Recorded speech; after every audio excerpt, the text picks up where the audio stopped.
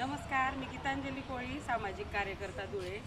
आज धुळ्याहून वर्धा येथे जात आहोत सेवाग्राम आश्रम गांधीजींचा।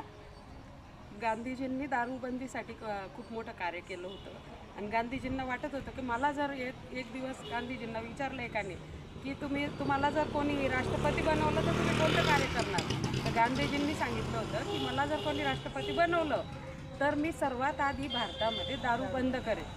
तर अशा ह्या महात्मा गांधी जे राष्ट्रपिता म्हटले जातात आपल्या भारताचे, त्यांच्या सेवाग्राम आश्रम, वर्ध्याला सेवाग्राम आश्रम आहे त्यांचा, त्या सेवाग्राम आश्रमचं दर्शन घेऊन गांधीजींचं आम्ही वर्धा ते सेवाग्राम आश्रम, वर्धा ते नागपूरपर्यंत आम्ही पायी जाणार आहोत।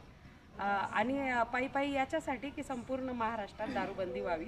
आम्ही धुळ्याचे आहोत, पण धुळे जिल्ह्यासह संपूर्ण महाराष्ट्रात दारूबंदी करा ही सरकारकडे प्रमुख मागणी करण्यासाठी दिवाळी अधिवेशनावर आम्ही धडक वर्धा ते नागपूर पायी पदयात्रेने 6 डिसेंबर ते 9 डिसेंबरपर्यंत जात आहोत। त्यामुळे सगळ्या महाराष्ट्रातील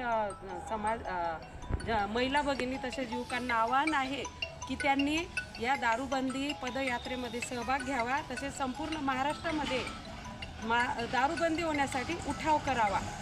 धुळे जिल्ह्यात दारूबंदी झालीच पाहिजे, संपूर्ण महाराष्ट्रात दारूबंदी